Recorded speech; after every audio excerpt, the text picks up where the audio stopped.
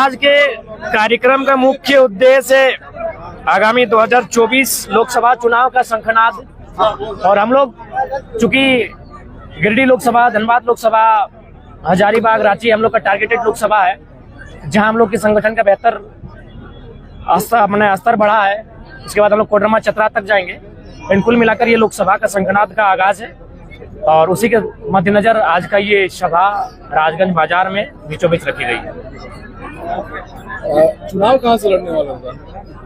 देखिए, ये तो अभी तक तय नहीं हुआ है, आप अनुमान में रखिए धनबाद गिरिडीह। तस्वीर काफी वायरल हो रही है, इसको क्या? हाँ बिल्कुल, पूछ सकते हैं कैसी तस्वीर है बताइए। किसी के साथ सेल्फी करके है और कैसा है, क्योंकि हम खुद नहीं देखे हैं। किसी का वायरल क्या हुआ है? नहीं, हमको नहीं देखे। हमको अगर दिखाइएगा अगर आपके मोबाइल में, तब हम उत्तर दे पाएंगे, क्योंकि उसका कोई मतलब नहीं। नहीं, आप दिखाइएगा, हम हर सवाल को उत्तर देंगे। आपका आईडी से ही फोटो लिया गया? और अगर मेरा आईडी से लिया गया तो हम अपना आईडी में 2 जन के फोटो पोस्ट किए हैं। एक हमारी चाइल्डहुड फ्रेंड है प्रिया कुमारी महतो, जो टाटा सिजवा की है, और एक हमारी एमए और पीएचडी की फ्रेंड है अनुष्का सिंह सिपराहर। सब किनकी फोटो वायरल कर हमको आइडिया नहीं, चूंकि हम फेसबुक में भी है ना, इंस्टा में भी हम नहीं है। और वो प्रोफाइल में पब्लिक है, जो भी फोटो वायरल किया जा रहा है वो पब्लिक है। बाकी अगर बोलेगा फोटो, तो हमको लगता है कम से कम 10,000 लड़कियों, मैंने कन्याओं, बालिकाओं, जो दोस्त कहिए, बहन कहिए, उनके साथ हमारी तस्वीरें हैं। तो और एक तस्वीर अगर प्रिया की तस्वीर है तो वो उनके फैमिली, माता पिता के घर में होगी, और अगर सिप्रा के साथ मेरी तस्वीर है तो वो हमारा जो रीजनल सेंटर है विनोबा भावे का, विनोद बिहारी महतो पूर्वांचल विश्वविद्यालय का, उसके क्लासरूम है, वी-मार्ट के बगल का है। तो ये तस्वीर मेरी सोशल मीडिया में अपलोड है और बाकायदा उनकी अनुमति से मैंने अपलोड किया, क्योंकि मैं एक संवेदनशील लड़का हूँ और सोशल मीडिया का मैं दुरुपयोग कभी नहीं कर सकता। मैंने उनसे पूछा कि अगर तुम लोग अनुमति हो तो हम लोग फेसबुक में पोस्ट कर सकते हैं। बोला हाँ, हमको भी टैग करके अपलोड कर देना। अब दोनों में से कौन तस्वीर है आप देख लीजिएगा।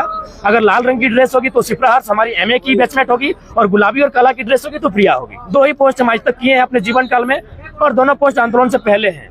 20 की होगी, 21 की होगी। 23 साल से आप बाहरियों से लड़ रहे हैं, क्या आप घर के और अपने लोगों से? वैसे लोग संकीर्ण मानसिकता के लोग, अगर किसी ने इस प्रकार मैंने दिग्भ्रमित करने के जनता को प्रयास किया है तो ये हम कहेंगे संकीर्ण मानसिकता के लोग हैं।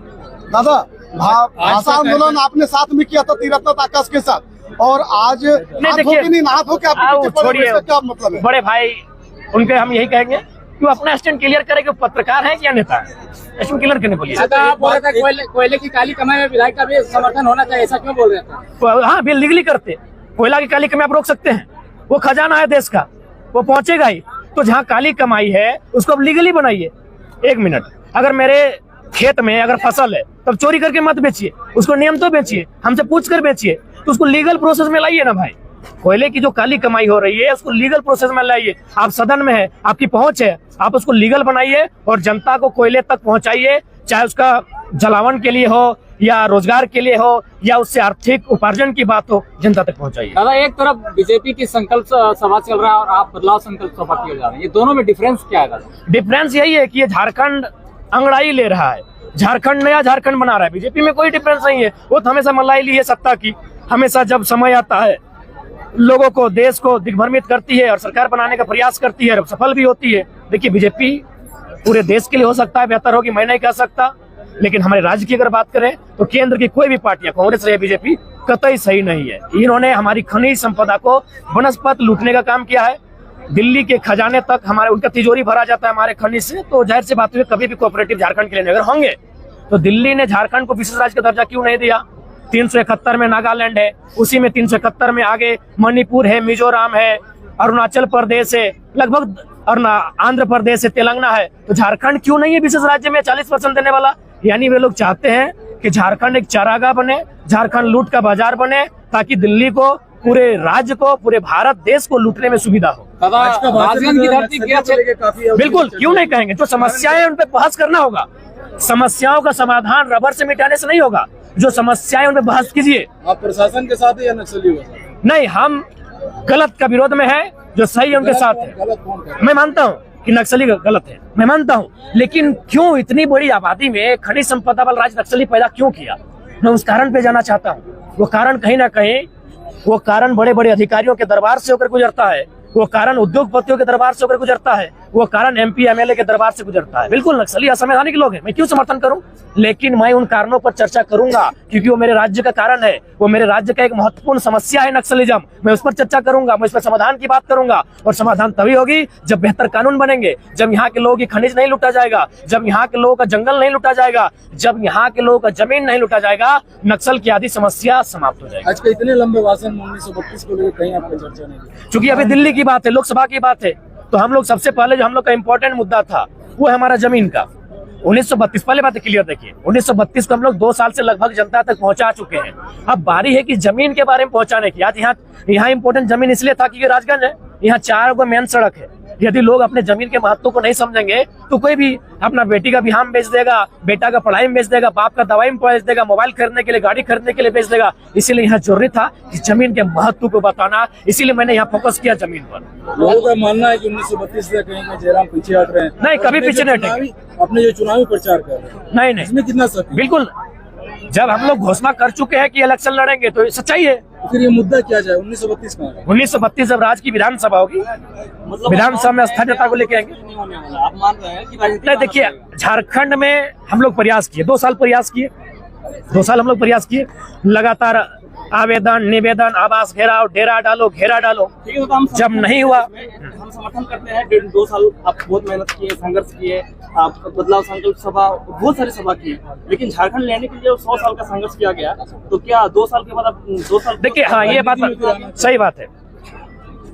अभी 2 देशों में युद्ध का माहौल है और लोग उसको वर्ल्ड वार से जोड़ रहे हैं। सबसे पहली बात, मैं युद्ध नहीं चाहता हूँ, मैं शांति चाहता हूँ, मैं मानवता का पक्षधर हूँ। लेकिन एक बात बताइए, अगर तीसरा वर्ल्ड वार होता है तो क्या उसका कंपेयर आप फर्स्ट वर्ल्ड वार और सेकंड वार से करेंगे? ये मेरा सवाल आपसे है। नहीं कर पाएंगे।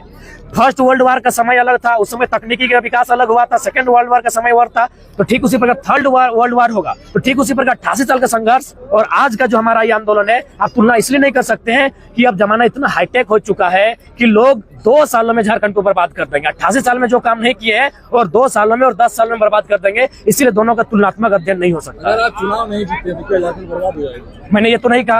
आप कहे कि 2 साल में बर्बाद होने वाला है। 2 सालों में नहीं, हमने ये कहा कि 2 सालों में, 10 सालों में, 20 सालों में अगर बेहतर गवर्नमेंट नहीं बनते। मैंने ये थोड़ी कहा कि गवर्नमेंट हमारी होगी। हेमंत सरकारी निर्णय लेना भाई, CNT को मजबूत कर दे। हेमंत सरकारी ने, मैंने ये क्या कहा कि जयराम महतो की सरकार आने से आबाद होगी। मैंने ये कहा कि अगर झारखंड के लोग और झारखंड की गवर्नमेंट अगर पॉलिटिक्स को बेहतर नहीं करते तो राज्य बर्बाद होगा। हो ही रहा है, आप देख रहे हैं, आप बगल में बैठे हैं, देखिए रहे, DC नहीं सुन रहा है, VC नहीं सुन रहा है। देखिए, अच्छा एक बार कभी आप सोचे हैं कि किसी शिक्षक के तबादले से लोगों ने जश्न मनाया हो?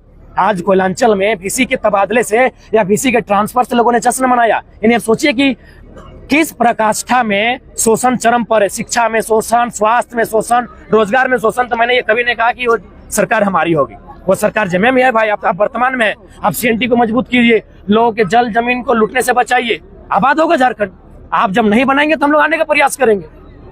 लैब असिस्टेंट का रिजल्ट आया, उसमें से कोचिंग सेंटर से बहुत सारे बच्चों का सिलेक्शन हो जाता है। जबकि देखिए, हाँ बिल्कुल, मैंने एक हमारे शिक्षक मित्र हैं जो +2 में प्रिंसिपल हैं, उन्होंने हमें स्पष्ट कहा था कि अगर धनबाद में, बरवड्डा में सेंटर होगा तो चांस है कि सेटिंग नहीं होगा।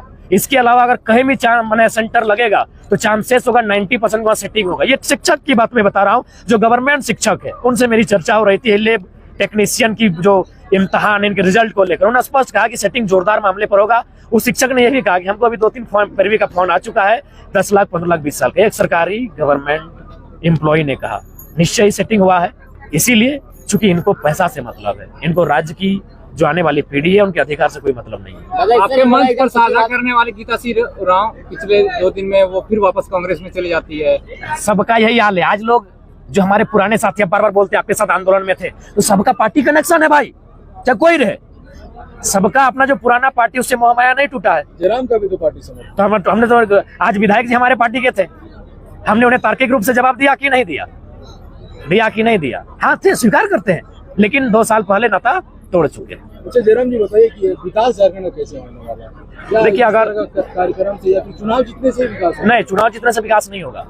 चुनाव जीतने वाले धरातल पर किस प्रकार अपनी योजनाओं को लेकर आते हैं उनकी विवेक में कितनी सामर्थ्य में कितनी शक्तियां होती है कि वो विशेष नीतियों को इस राज्य में चरितार्थ करते हैं, उन्हें उजागर करते हैं, विशेष नीतियों की स्थापना करते हैं। वो किस प्रकार जो हमारी खामियां हैं उनको दुरुस्त करने के लिए आयोग बनाते हैं, उन पर सर्वे करते हैं और बाकायदा उसका हल निकालते हैं। तो चुनाव जीतने से नहीं, जो लोग चुनाव जीतेंगे उनकी मनसा से विकास का काम होगा। विरोधियों का आप पर आरोप है कि जिस तरह से हार्दिक पटेल और कन्हैया कुमार का हुआ है वो झारखंड में जयराम जी का होगा, ये आप पर आरोप लगा है। देखिए, उनका आरोप उन तक रहने दीजिए। हार्दिक पटेल कहाँ हो तो बीजेपी से विधायक है, कहाँ बुरा हाल है, विधायक बन गया हो तो बुरा हाल कहाँ है। कन्हैया भी तो अच्छी जगह पे है। देखिए, उनकी पृष्ठभूमि अलग है, हार्दिक पटेल अलग पृष्ठभूमि से है। गुजरात में गुजराती का ही बोलबाला है। हार्दिक पटेल की बात करें या कन्हैया की बात करें, वो जिस पृष्ठभूमि से है वहां उनके राज्य का बोलबाला है। जयराम एक शोषित राज्य से है जहां उसके राज्य के लोगों का बोलबाला नहीं है।